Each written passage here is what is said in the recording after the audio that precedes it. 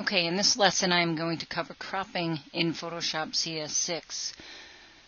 You see I have an image open in Adobe Photoshop. The way that I know that is top left says Photoshop and I see an image on my canvas.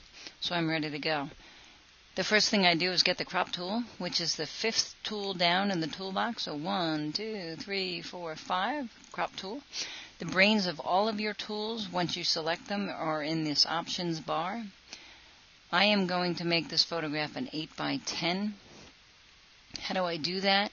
These are known as presets. I don't see 8x10 as a default, so I'm going to size and resolution. I'm going to set one up myself. I took this shot as a landscape kind of photo, and when I say landscape, I don't mean it's a landscape as in a scene outside. I mean landscape format. In other words, portrait would be a vertical shot compared to a horizontal shot like this one. So 10 inches by 8 height. Very important. I set my resolution to 300.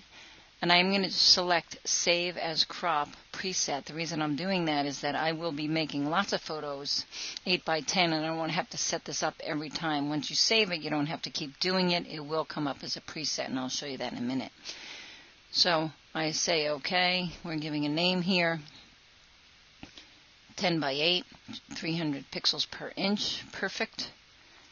And now I say OK. Notice how my handlers jumped in on the edges. The reason for that is in a typical photograph there's a little bit more real estate there on the width in this case. So if I don't want to lose anything, I have to set my tool differently. But for now, we'll keep it 8x10.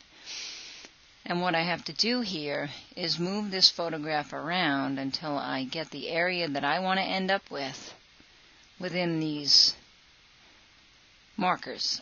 So if I want to go in tighter, I move the handler. I chose the lower left. You can use any one of the handlers and then move the photograph around. I don't want to lose that much of the photo, so I'm actually going to make it bigger. I don't mind losing a tiny bit, but I don't want to lose too much. Notice these grid lines. I actually have my grid lines set up so that I can see the rule of thirds. Makes it a little bit easier for me to set my composition up. You always want to set the composition up well ahead of time before you take the shot. However, in post-production, you can adjust it. My advice would be shoot the photo the way you want it in the first place, but you can make some changes after the fact. And sometimes the evolution of a shot changes as you look at it in post-production, so it's not a bad thing. It's just that you want to get as many pixels into your file as possible. And you want to be a good shooter in that you are thinking before you just fire when you're out in the field. Alright, so let's say I'm happy with this the way that it is. So at the top I'm going to select the check mark, because what that's going to do is basically lock in this composition. If I don't hit the check mark, it's not really remembering it. So let's say I don't select the check mark here, so I don't lock it in. Well, the next time I open this, I'd have to crop it again. So definitely do that. There are other ways that you could do it. The easiest way for a beginner is to use that check mark at the top. So I'm going to do that, and now you see my shot jumped a little bit tighter here. If I look on the lower left of the screen, I have this 66.6%. That's basically just the view that you're looking at the moment. So I'm going to go ahead and change that to 25% so that the whole thing fits in the screen. So I go 25%, you see there on the lower left, hit enter, and now this is my true composition. A couple of things to note. If I go back up in my options bar and I go back to those presets, you see this 10 inches wide by 8 inches height, 300 pixels per inch. That's the preset that I just set up, and I asked it to save. So that will in fact be there every time I come back to use this Photoshop. So that's good. You don't have to go to size and resolution every single time. Again, just a reminder, if you want to set up something else, and in the class we do it a lot, where you might not want to crop anything and You want to get everything as if it was when you took it. And the numbers we've found to be 10. You can't print wider than 10 because we're not using large paper or anything. You need a little room on the edge for the printers to grab the paper. So 10 cannot go any bigger. But we're going to change the 8 to 6.67. And that's so we don't have to crop anything on our image from when we originally opened it. This case I already did the 8 by 10, so it wouldn't be applicable. This too you can save, just make sure you give it a logical name.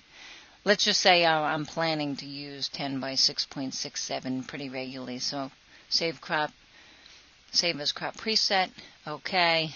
And now this is obviously a logical name because those are the dimensions I'll be using, 300 pixels per inch, very important to use that high res. And I say OK. So you saw how now it's chopping off part of the top because my settings were different. And also note on the options bar, if I click on my presets, now I have 10 inches by 8 and also the 10 by 6.67. So they did in fact work. Let's imagine I'm happy with my shot before I did the 6.67, so I'll be sure to save my file before I close it. I'm not going to crop it. Don't crop. And now I am going to make sure that I save this in the same folder where the shot originated. And how do I know that? If I click on that little expander, it shows me Mastic Photos. That's where I took the shots. Superstorm Sandy. This is basically how I got to that folder, which is where that shot resides.